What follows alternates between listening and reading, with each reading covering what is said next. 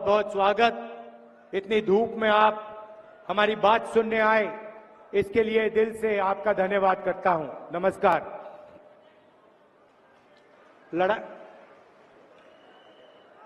ये जो चुनाव हो रहा है, ये संविधान बचाने का चुनाव है। ये हिंदुस्तान का संविधान है।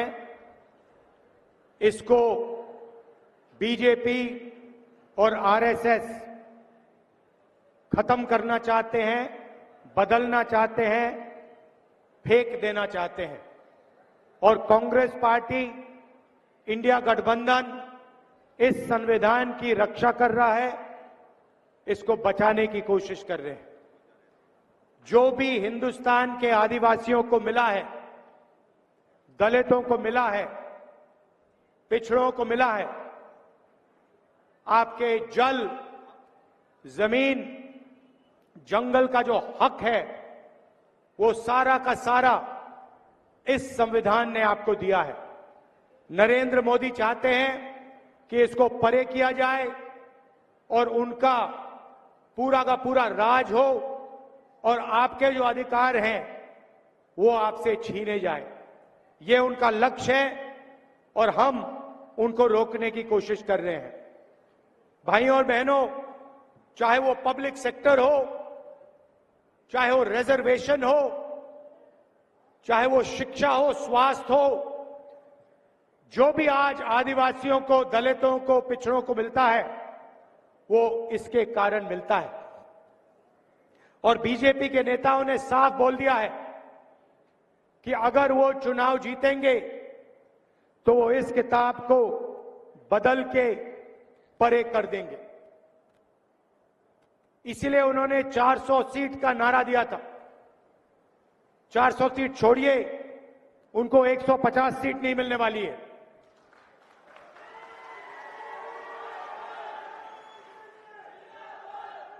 उनके अलग अलग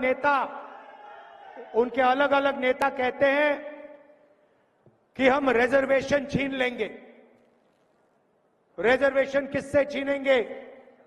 आदिवासियों से, दलितों से, पिछड़े वर्ग से, इन लोगों से रिजर्वेशन छीना जाएगा।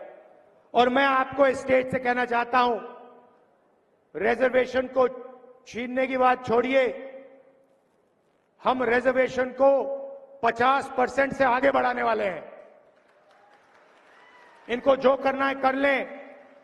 ये जो 50% का लिमिट लगा रखा है, कोर्ट ने लिमिट लगा रखा है, इस लिमिट को हम हटा देंगे, परे कर देंगे और गरीबों को, पिछड़ों को, दलितों को, आदिवासियों को जितनी रिजर्वेशन की जरूरत है उतनी रिजर्वेशन हम देने जा रहे हैं। भाइयों और बहनों, आप देखिए, आपने देखा होगा कि ये जो प्रेस वाले हैं, ये आदिवासियों की बात कभी नहीं करते। सही बात है ना? ये अंबानी जी की शादी दिखा देंगे, बॉलीवुड दिखा देंगे, नाच गाना दिखा देंगे, मगर आदिवासियों पे अत्याचार होगा, आपकी बच्चियों पर बलात्कार होता है, आपकी जमीन छीनी जाती है, तो मीडिया में कभी आपके बारे में नहीं कहा जाता। इसका कारण है भाइयों और बहनों, मीडिया में, इनकी बड़ी बड़ी कंपनियों में आदिवासी आपको एक भी नहीं मिलेगा। एक एंकर, एक पत्रकार आपको आदिवासी वर्ग का, दलित वर्ग का, पिछड़े वर्ग का नहीं मिल सकता, है ही नहीं। बड़ी बड़ी कंपनियों में देखिए, 200 बड़ी कंपनियां हिंदुस्तान में, उनकी मालिकों की लिस्ट निकालिए, आपको उस लिस्ट में एक आदिवासी नहीं मिलेगा, एक पिछड़ा नहीं मिलेगा, एक दलित नहीं मिलेगा। यह देश की सच्चाई है।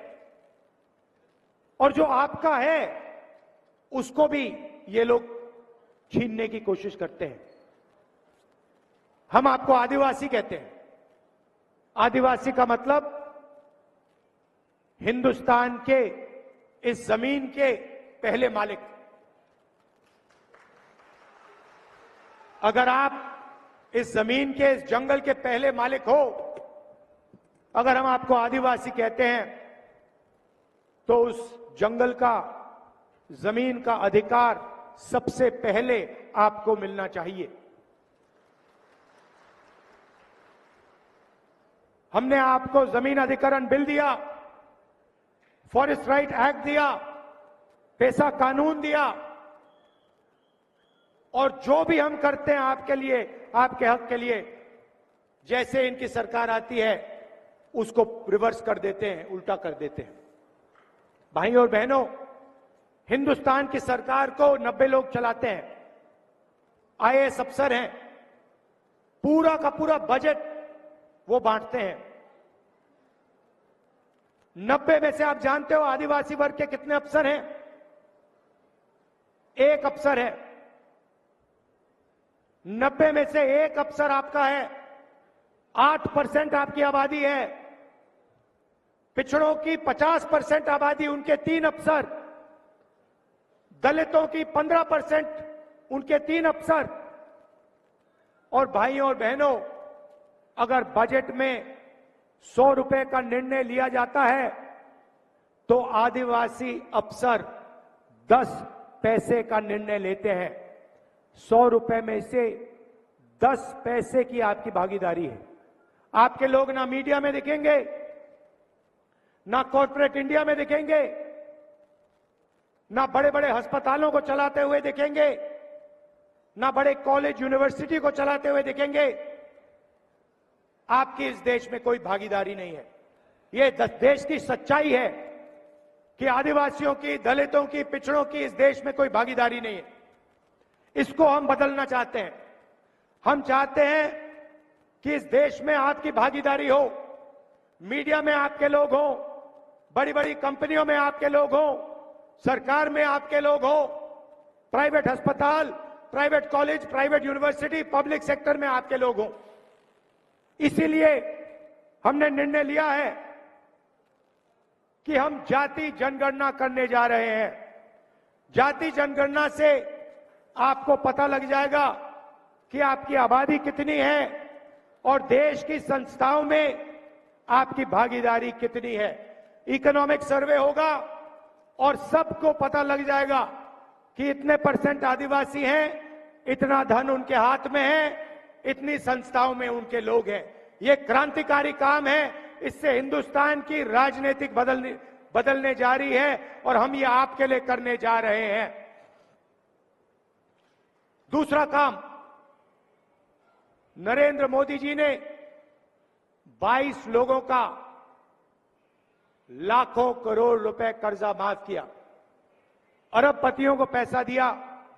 हमने मन बना लिया है कि अगर वो अरबपतियों को पैसा दे सकते हैं तो हम दलितों को, आदिवासियों को, पिछड़ों को, गरीब जनरल कास्ट के लोगों को पैसा दे सकते हैं। उन्होंने, अभी आप ठहर जाइए, ताली अभी मत बजाइए, जो मैं आपको बताने जा रहा हूं उसके बाद ऑटोमेटिक ताली बजेगी, देखना। भाइयों और बहनों, उन्होंने 22 अरबपति बनाए, हम करोड़ों लाखपति बनाने जा रहे हैं। महालक्ष्मी योजना हिंदुस्तान के सारे गरीब परिवारों की लिस्ट बनेगी।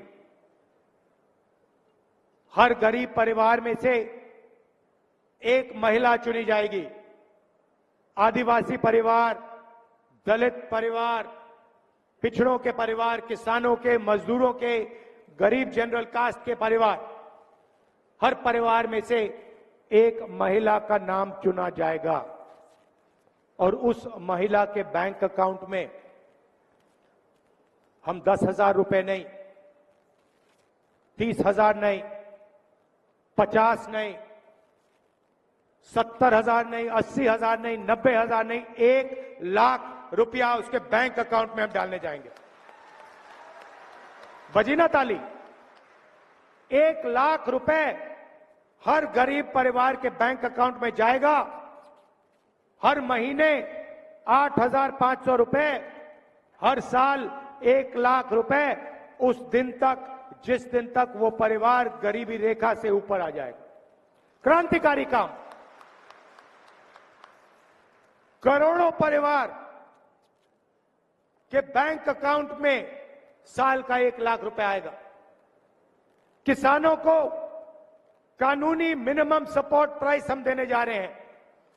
आपको अनाज के लिए, शुगर केन के लिए, धान के लिए, जो भी आप उगाते हो उसके लिए कानूनी मिनिमम सपोर्ट प्राइस, मतलब कम से कम दाम आपको गारंटी करके कानून दिलवाएगा।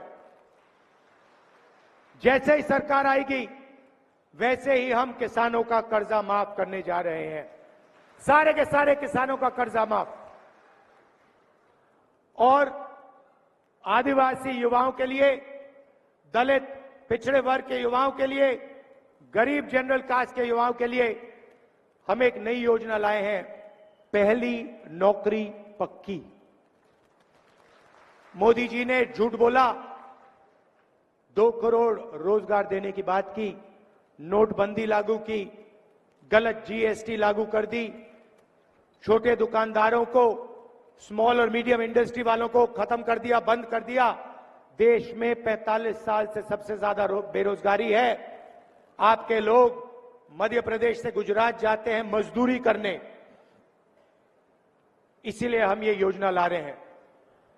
पहली नौकरी पक्की का मतलब, जैसे अमीर घर के बच्चे 1 साल की नौकरी लेते हैं, उसमें उनकी ट्रेनिंग होती है, पैसा मिलता है, वैसे ही हम हिंदुस्तान के सारे ग्रेजुएट्स को, कॉलेज और यूनिवर्सिटी के ग्रेजुएट्स को, डिप्लोमा होल्डर्स को 1 साल की नौकरी का अधिकार देने जा रहे हैं। 1 साल की नौकरी मिलेगी, ट्रेनिंग मिलेगी और 1 साल के 1,00,000 रुपए हर युवा के बैंक अकाउंट में हम डाल देंगे, 8,500 रुपए महीने के। भाइयों और बहनों, मैं जानता हूं आप मनरेगा में यहां पे काम करते हो, 250 रुपए आपको मिलते हैं। चुनाव के एकदम बाद 400 रुपए आपको मनरेगा के लिए मिलने जा रहे हैं। और आशा और आंगनवाड़ी की जो महिलाएं हैं, उनकी आमदनी हम दुगनी करने जा रहे हैं। तो ये हमारी गारंटियां हैं, इससे आपकी जिंदगी बदल जाएगी। घर में पैसा आएगा। सोचो, 1,00,000 रुपए आदिवासी महिलाओं के बैंक अकाउंट में जाएगा। जितना पैसा नरेंद्र मोदी ने 22 अरबपतियों को दिया है, उतना पैसा हम गरीब किसान मजदूरों को देने जा रहे हैं। भाइयों और बहनों, मैंने आपसे कहा हम आदिवासी कहलाते हैं, वो आपको वनवासी कहलाते हैं। वनवासी का मतलब वो लोग जो जंगल में रहते हैं। आपने देखा होगा, बीजेपी के नेता ने एक आदिवासी युवा पर पेशाब किया, उसका वीडियो बनाया और पूरे हिंदुस्तान में उस वीडियो को दिखाया। और आप जानते हो, यहां भूरिया जी के खिलाफ जो लड़ रहे हैं, उनके रिश्तेदार ने एक आदिवासी बिटिया का बलात्कार किया है। आप इनकी सोच समझते हो?